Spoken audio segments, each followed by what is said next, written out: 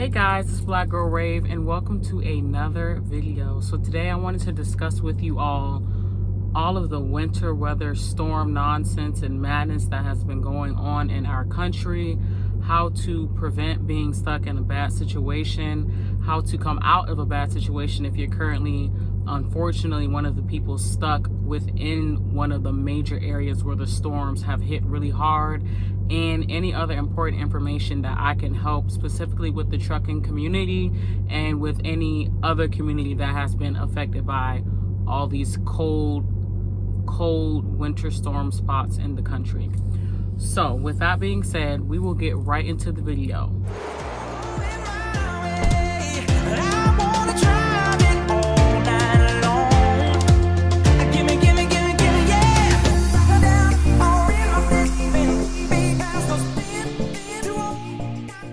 I just want to quickly mention that any important links or information or contacts and all that good stuff will be in the description, so make sure you look in there before asking any questions about it. And I told you guys on my first trip vlog for my channel, this winter was going to be rough. I told you guys it was coming, and it came. So for everybody that believed me, I'm glad you did. First, I want to go over specific information that can help truck drivers, which is number one, stuff that you need to have in your truck specifically that will assist you with any times of need in winter weather if you get stuck on a highway and things such as that, and then just winter weather driving tips in general. So I have a list of 8 basic items that will assist you for winter weather driving. Outside of the basic items that you already need just being a truck driver, these are the things that are specific for the winter. So we have rubbing alcohol, diesel anti-gel, an ice scraper for like your window shield to scrape ice off the side of your truck, a shovel, which you will be surprised is very convenient. If you get stuck in the snow, you can try and shovel the snow out around your tires, and it can actually get you some traction so you can get unstuck. Extra warm clothes and food and water, obviously.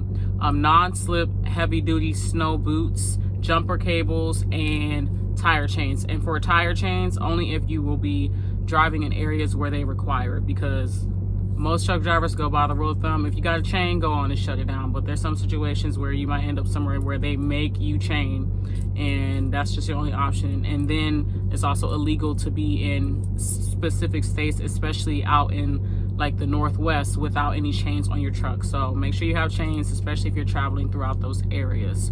And then like a bonus item on the side is a porta potty luggable lube bucket with a styrofoam top, something that can be used as an emergency bathroom situation. You all wanted to laugh at truck drivers that had the bathroom set up before, and now you're sitting here crying when you're one of those people stuck on the highway for 24 hours, like how people were literally this weekend on I-20, and you have to use the bathroom. Then what? So just for an emergency situation, no one is judging you. Get you a little toilet situation and make it work, because you never know. And then I will also put that list in the description for you all as well. Okay, and so next I have a whole bunch of driving tips. Some of them will be self-explanatory, but you always have to go over it just in case, because you never know. And then some of them actually are kind of helpful things that I don't feel a lot of truck drivers may be aware of. But number one, only set your parking brake. So everybody knows you have the red brake, which is your trailer brake, and you have your yellow brake, which is your parking or tractor brake. Airlines can freeze when it gets really cold. So if you can only set your parking brake, then you are abstaining from the risk of your trailer line freezing because the air is not flowing through there because you haven't set those brakes. And honestly, the tractor brake is more than enough to keep you from going anywhere. As long as everything is connected properly, you set your tractor brake, I promise your truck is not going to go anywhere. You do not have to set both brakes. Obvious tips: increase your following distance. Slow the heck down, especially when the road is looking slick. You can't see the lines on the ground because it's covered in snow. It looks icy. The temperature is really low, so you might run into some black ice. Slow down. Just slow down. You'd rather get there later than get there never. You get what I'm saying? Just slow down. Wear your seatbelt. And it's sad that I have to say this, but I just saw in my truck driving group people bragging about not wearing their seatbelt, and that is not something to brag about, because that seatbelt can literally save your life. you get into the wrong accident and go through that windshield, I'm sure not a lot of you have seen a truck driver's body after they flew through the windshield, but it's not pretty, and most people don't survive that. So please wear your seatbelt. Another obvious one, trip plan. Trip plan, and I'm going to go into that a little bit more, how you can trip plan specifically for the winter, but definitely trip plan, and then have like a backup trip plan for your trip plan. You know, so if it's like, okay, I'm going over here, I don't like the way the weather is looking, I need to shut it down. Make sure you have, okay, if I have to shut down before I get onto I-20, there's a couple truck stops over here that usually have parking I know I can go to. Things such as that will definitely help you plan in advance. Another tip is in icy and cold weather conditions, do not use your engine brake. You may use it on a low setting if you feel comfortable and you know you're not having any issues with it, but don't be engine braking 2 or engine braking 3 or like on any higher levels at all. That's not okay. And try not to use your cruise control as well. Obviously, if you have a CB, keep it on. Keep it low, but keep it on, because they might be on there giving you good advice. Oh, everybody stopped in about 2 miles. Y'all might want to slow down, get off, take an alternate route. Somebody else slid off the road and messed everybody's day off. You know, keep that CB on if you have one. And another tip that I know, it may seem so obvious, but you'd be very surprised. When coming around curbs, slow down before the curb. Very gently slow down. Coast and come to a very gently slow down and then proceed around the curb.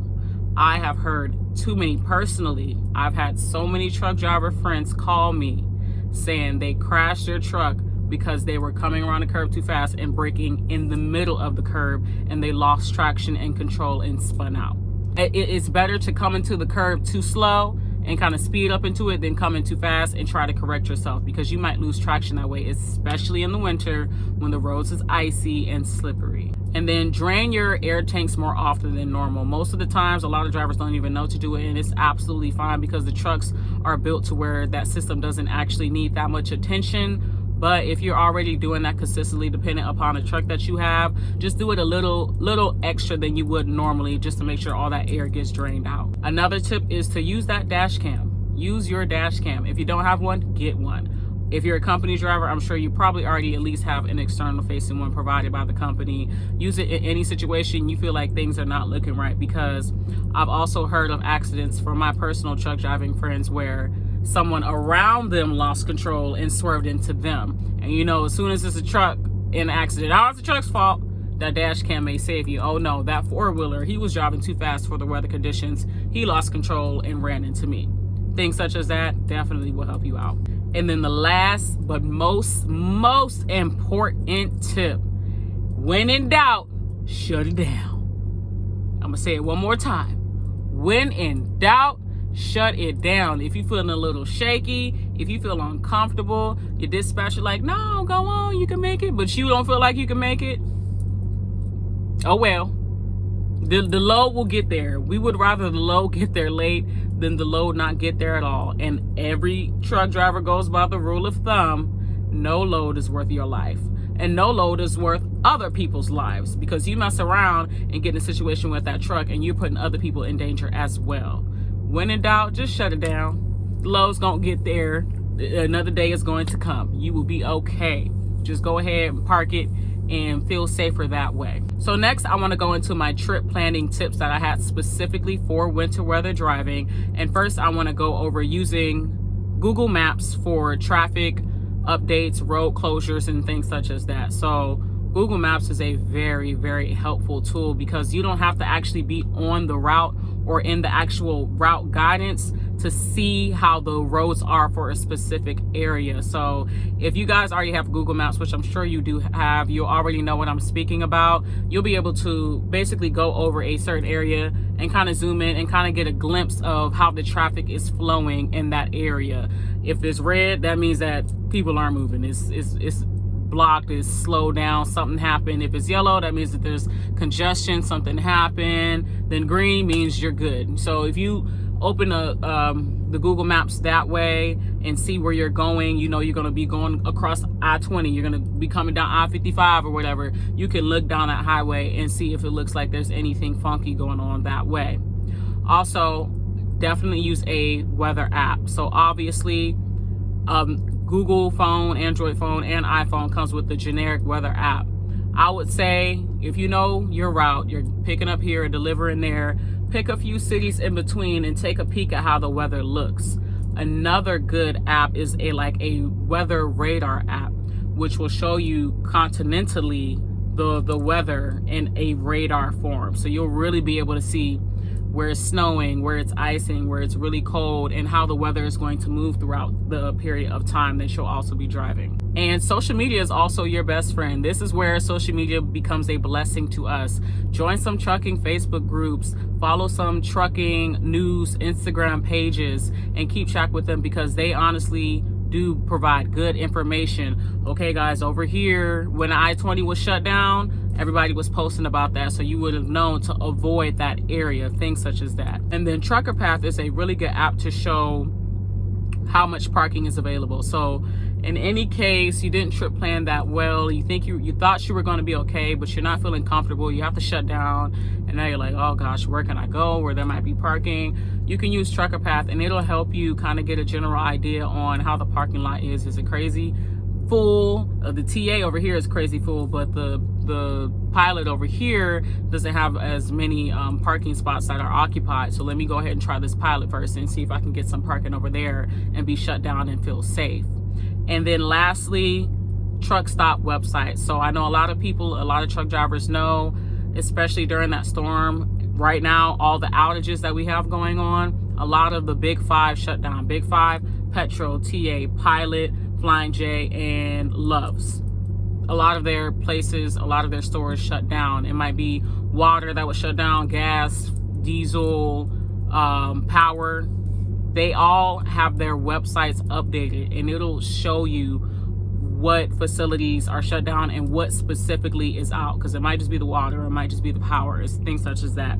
So if you check, Pilot, flyingj.com, whatever the website is, Love's websites, the TA Petrol websites, and you just click on the sidebar, I'm sure it'll be updates or like some type of tab like that, where it'll have the information on who's closed and what's closed. And then I want to go into the FMCSA. They're definitely keeping track of all of this, and they're trying to make things as smooth and as easy as possible, especially because this time is very difficult for transportation right now. And basically, if you go on the website, you can read directly and know the exact policy that they enlisted this Wednesday, but I'm just going to generalize and summarize it. And I'll read off of what I summarized here. So, issued a declaration of leniency for motor carriers providing important and necessary goods to the states severely affected by winter storms. And then, like I said, you can go on the website to read the exact regulation and how they have provided that leniency specifically. Okay, you guys, and with all that information, I really, really hope it was helpful for my truck drivers. But I really want to talk about the specific winter storm that has been in the South this week and then last weekend. Last weekend is when it started, and it's still carrying on into this week. And that was, Texas, Tennessee, Louisiana, Alabama, Arkansas, Georgia, all those southern states that never get snow were very, very surprised by the cold front that came through that just caused havoc all around those areas. And it's heartbreaking because a lot of bad things happen, and I know a lot of us know the first thing was that big crash on I-20 where people lost their lives, a lot of people lost their property, a lot of people were injured, and that was just heartbreaking to see. All that black ice got all those people by surprise. But that is where keeping up with the weather, staying safe and everything will help you, but you can't even blame those people because no one in Texas is expecting snow, or ice on the ground. And then people, they're used to the heat. They're used to the warmth. They don't know how to drive in snow. They don't know how to drive in ice. They don't know how to adjust. They haven't experienced that. So I really feel for those people, and I really have them in my prayers and everything. And I hope you guys have them in your prayers as well. So a lot of businesses like Walmart, big businesses, Walmart, Kroger, and grocery stores and restaurants, they had to close because the roads were so bad and there wasn't enough emergency equipment like snow plows and ice trucks to come service quickly that people couldn't even travel and get anywhere. So a lot of businesses were closed down, and then we're leading into the power outages. And Texas was hit hard the most because Texas runs on their own power grid. And basically, to sum that up, with the freezing cold temperatures, there was a higher demand for heat. And Texas power grid is built to have a high power source in the summer for air conditioning, not for heat in the winter when they don't actually really ever get snow. So basically the grid could not keep up with the demand. So whoever is in charge of the electricity, they advised we would just do rolling blackouts every 45 minutes. Certain communities would have their power shut off. And now it did not go that way, and it still is not going that way. Even with them trying to do that, it was still way too much for the grid. The natural gas resources, the turbines and everything, they were freezing over, and they couldn't even get the electricity flowing to the communities. And that's where we have these big, huge blackouts, like in Houston and everywhere, where people are just completely out of power. And with that, I want to lead into, if you are in Texas or Tennessee, or you know someone in Texas or Tennessee, please share these resources with yourself or with them. So we have FEMA right now. They are coming through. They are giving people vouchers for hotels, vouchers for food and water. And all you have to do is call them and follow the prompts for the natural disaster relief and go through it that way. I've had people that live in Texas that told me, you know, it's legitimate, it's the real FEMA, and they really are out there helping people, providing resources and things such as that. And I will put their phone number and information down below so you can check that out in case you need it or need to share it to somebody. Then we also have Natural Grocers, which is like a big supply grocery in Texas. And they have a whole bunch of facilities set up where they are providing free filtered water to those in need. So I have their website down below that will take you directly to the link where it explains, you know, how they're giving out the water and where they're giving it out. And hopefully that can bless some of you all, or maybe you could bless someone else with that information. And with that, that's basically the end of this video, guys. I hope it was helpful and informative. Number one rule for my truck drivers, like I said, when in doubt, shut it down, slow down, and just take your time. If all of this mess down in the South hasn't shown you the disaster that can follow from the storm, now I don't know what to tell you, but you guys just need to be careful. You know, we are providing goods and services to the country. So if we are just out here doing whatever and we're losing our lives, then we can't even help the other people that really need us, especially in this time. So everyone, please just be careful, be safe, check up on your loved ones, make sure your loved ones know where you are and how you're doing if you're a truck driver over the road.